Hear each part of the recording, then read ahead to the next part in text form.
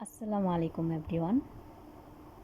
আজকে আমি আমার জীবনের খুবই গুরুত্বপূর্ণ কিছু বিষয় আপনাদের মাঝে শেয়ার করব। প্রথমে আমি আমার পরিচয়টা দিয়ে দিই। আমি হচ্ছি একজন নমুসলিম। নমুসলিম বলতে অনেকেই জানেনই না যে নমুসলিম কাকে বলে।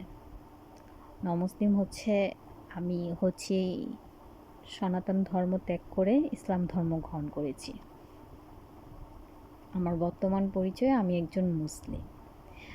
আজকে আমি আপনাদের সাথে শেয়ার করব আমার সাথে ঘটে যাওয়া ইসলামে আসার আগে কিংবা পরের বিষয়টি আমি আপনাদের মাঝে শেয়ার করতে চাচ্ছি। অনেকেই দেখি যেন দোয়া কবুলের অনেক আমল খোঁজে, দোয়া কবুল হচ্ছে না কেন, বা দেখা যায় যেন হতাশা হয়ে যায়।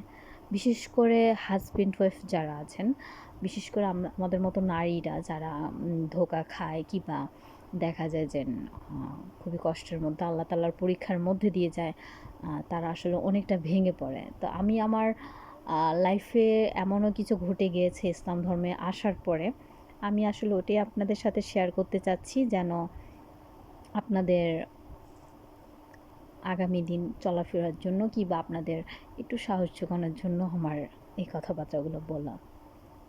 দেখুন, প্রথম কথা হচ্ছে আল্লাহ কাউরেই খারাপ চান না। আর দ্বিতীয় কথা হচ্ছে আল্লাহ কষ্টের মধ্যে রাখে ওই বান্দাকেই যাকে আল্লাহ তাআলা প্রচণ্ড ভালোবাসেন। তো এর মানে এই না যে আমরা ভেঙে পড়ব। আমি যখন ইসলাম ধর্মের মধ্যে নতুন আসি, তখন বিয়ের ২ মাস পরে থেকে আমাদের হাজব্যান্ড ওয়াইফের মধ্যে একটু ঝামেলা চলে। দেখা যায় এটা অনেক বড় হয়ে যায়। তো ওইখান থেকে আমার পরীক্ষা আসলে শুরু। আল্লাহ তাআলার আমার ঈমানের পরীক্ষা নেওয়ার জন্য পরীক্ষা এখান থেকেই শুরু হয়ে যায়। তো আমি ওইখান থেকে নিয়ে আজকে আমার বিয়ের ৫ বছর। আমি আ ২০২১ সালের শেষের দিক দিয়ে আমি ইসলাম ধর্ম গ্রহণ করি। দেন তার ১ মাস বাদেই আমরা বিবাহ বন্ধনে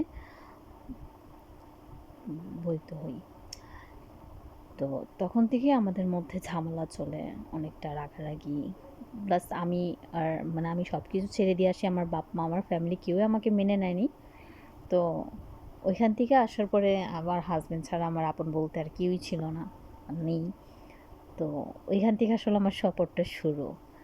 আ আমি আসলে কথাগুলো আপনাদের কাছে বড় করতে চাচ্ছি না। আমি চাচ্ছি যেন আমি আপনাদের সাথে দোয়া কবুলের বা আমার সাথে জীবনের সাথে ঘটে যাওয়ার কিছু বিষয়গুলো আপনাদের সাথে শেয়ার করতে। এখন যদি আমি আপনাদের সাথে বেশি কথা বলে ফেলি তাহলে এটা অতিরিক্ত হয়ে যাবে।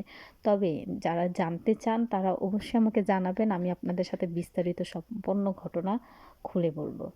আ আমি এতটুকুই আমার বোনদেরকে বলতে চাই যেন দেখুন, দোয়া কবুল না হওয়ার মাঝখানে ৫ টি কারণ থাকে। প্রথম কথা হচ্ছে আপনার হালাল খাদ্য থাকতে হবে।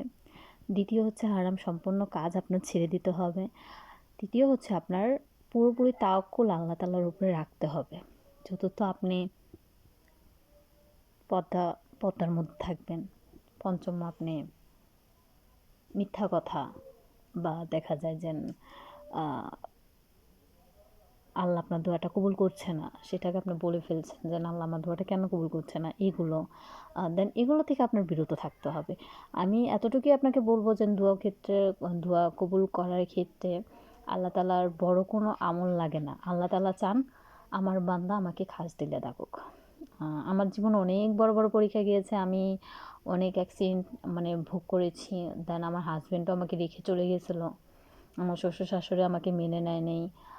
আমি প্রায় অন্যের বাড়িতে, মাদ্রাসায়, অন্য জায়গায় থাইকা আজকে আমি আমার শ্বশুরবাড়িতে আমার হাসব্যান্ডের কাছেই, শুধু একমাত্র আল্লাহ তাআলার কারণে। তো আমি প্রতিটা বোনকে এটা বলতে চাবো যে হাল ছাড়বেন না। দেওয়ার মালিক আল্লাহ, নেওয়ার মালিকও আল্লাহ। আপনি এতটুকু তাওয়াক্কুল রাখবেন যে আমার আল্লাহ আমাকে দেবে। জিনিসটা আপনার হারাম, আপনার হালালভাবে চেয়ে নিতে হবে যে এটা আমার জন্য আল্লাহ তাআলা হালাল করে দিক। আপনার এই বিশ্বাসটা রাখতে হবে। দেন আপনার তার চেয়ে তো বড় কথা হচ্ছে আপনি আল্লাহর উপরে সম্পূর্ণরূপে ছেড়ে দেবেন। দেন আমার এই জিনিসটা আমি আল্লাহর হাতে ছেড়ে দিলাম। আপনি দোয়া করতে থাকেন, হয়তো একটু সময় লাগবে।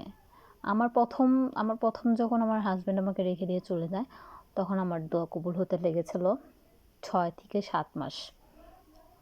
তারপরে প্রথম অতি ফার্স্টে যখন আমাকে ছেড়ে দিয়ে চলে যায়, তখন আমার দোয়া কবুল হয়ে যায় 7 দিনের মধ্যে। 7 দিনের মধ্যে আমরা এক হয়ে যাই আবার। তারপরে যখন আমার হাজব্যান্ড চলে যায় 6-7 মাস বাদে আমার দোয়া আবারও কবুল হয়। আমি আবারও আমার সংসারটা আমি ফিরে পাই, আমার স্বামীকে আমি ফিরে পাই। দেন আমার এই যে বর্তমানে যে আমি আমার শ্বশুরবাড়িতে আছি, আমি প্রায় 2টা বছর বাদে আমার দোয়া কবুল হয়। আমার হাজব্যান্ড একটু ভুল বোঝাবুঝিতে সে দূরে সরে যায়। দেন 2 বছর বাদে আমি আমার শ্বশুর শাশুড়ি, আমার হাজব্যান্ড, আমার শ্বশুরবাড়ি এগুলো সব আমি ফিরে পেয়েছি। আসলে আল্লাহ কতটাই না উত্তম পরিকল্পনাকারী, আমি ভাবলে অবাক হয়ে যাই। আমি একসময় আপনাদের কাছে আমার সম্পূর্ণ গল্প শেয়ার করব, তবে আমি প্রতিটা বোনকে বলবো যে আমল করুন, মন থেকে করুন, আল্লাহ তাআলা অবশ্যই দেবে, আপনাদেরকে অবশ্যই দেবে। আসলে আমি অনেক গ্রুপের মধ্যে দেখি আপুরা পোস্ট করে, অনেক কান্না করে, অনেক ভাইয়েরও আছে এমন যে না ওয়াইফের জন্য কান্না করে। আসলে আমি বলবো যে দেখেন, এগুলো আল্লাহ তাআলার পরীক্ষা। আল্লাহ তাআলা আপনাকে পরীক্ষা করছে যেন আপনি কতটুকু সহ্য করতে পারেন। আল্লাহ কারো সাধ্যের বাইরে কষ্ট চাপিয়ে দেন না। তো আপনাকে এই বিশ্বাসটাই রাখতে হবে, নিজের মনের উপর কন্ট্রোল করতে হবে, আল্লাহর উপরে তাওয়াক্কুল করতে হবে, এবং আপনাকে সেইভাবেই চেয়ে যেতে হবে। আপনি দোয়া করতে থাকলেন, আপনি বলতেছেন যে আপনার দোয়া কবুল হচ্ছে না, ফলে আপনি দোয়া করা ছেড়ে দিলেন। এরকমটা আমারও হয়েছে, যেন আমার দোয়া কবুল হচ্ছে না।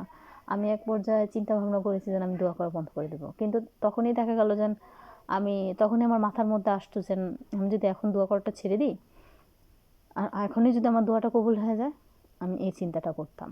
তো সেক্ষেত্রে সবসময় আমি হাত তুলেও যদি না দোয়া করি, আমি মনে মনে দোয়া করতাম।